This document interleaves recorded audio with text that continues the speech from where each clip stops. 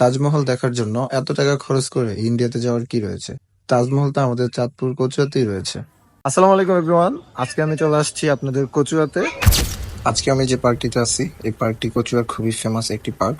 আমার জানা মতে চাঁদপুরের এমন কোনো মানুষ বাকি নাই যারা এই পার্ক সম্পর্কে অবগত নেই। তারপরেও অনেক মানুষ রয়েছে যারা এখন পর্যন্ত হয়তো এই পার্ক সম্পর্কে কিছুই জানে না। তো যারা এই পার্কটি চিনেন অবশ্যই কমেন্টের মাধ্যমে জানাবেন এই পার্কটি আপনার কাছে কেমন লাগে এবং এখানে লাস্ট কতদিন আগে ঘুরে গিয়েছেন। আর যারা এই পার্কটি চিনেন না তাদের জন্য আজকের এই ভিডিওটি।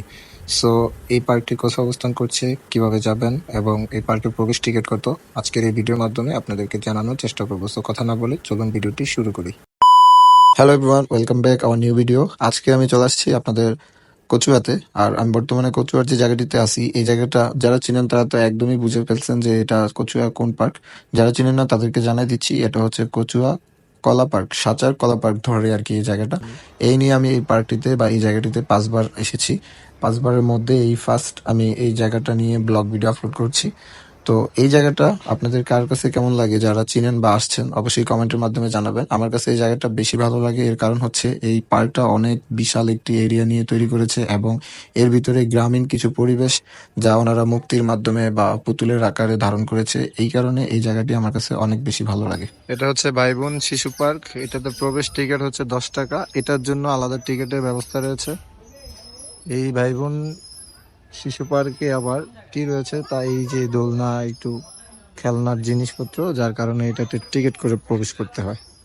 এই যে এইখানে দেখুন একটা জায়গা রয়েছে, এই জায়গাটাতে অন্যান্য সিজনে আসলে বা অন্যান্য সময় আসলে আপনি ঝর্ণার পানি দেখতে পারবেন।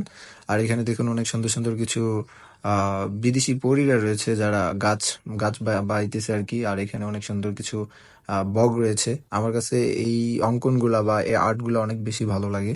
আর এখানে অন্যান্যবার আসলে গাছগুলাকে এত পরিপাটি দেখিনি কখনো, এর আগে যে 4বার আসছি ওই সময় এইভাবে দেখি নাই, তবে এবার গাছগুলো অনেক সুন্দর ওনারা করছে।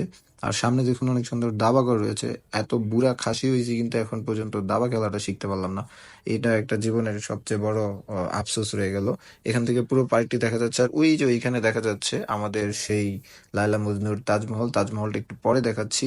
এখান থেকে আপনাদেরকে যে দাবা সহ এই বাড়িটা দেখাই, এই বাড়িটা আর এই দাবা ঘরটা একটা ফ্রেমে কি জোস লাগতেছে যা বলার বাহিরে। এই যে এইখানে একটা বাংলাদেশি ম্যাপ রয়েছে, ম্যাপের গায়ে কিছু জিনিস লেখা রয়েছে, বোঝা যাচ্ছে কিনা আমি জানি না, আপনাদেরকে একটু জুম করে, যে রংপুর, রাজশাহী, ময়মনসিংহ, সিলেট, তারপরে ঢাকা, কুমিল্লা, আরো খুলনা, বরিশাল, চট্টগ্রাম।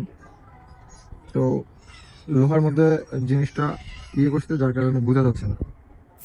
তো এখন আমরা পার্কটিতে ঘুরতে ঘুরতে পার্কটির একবারে শেষ প্রান্তে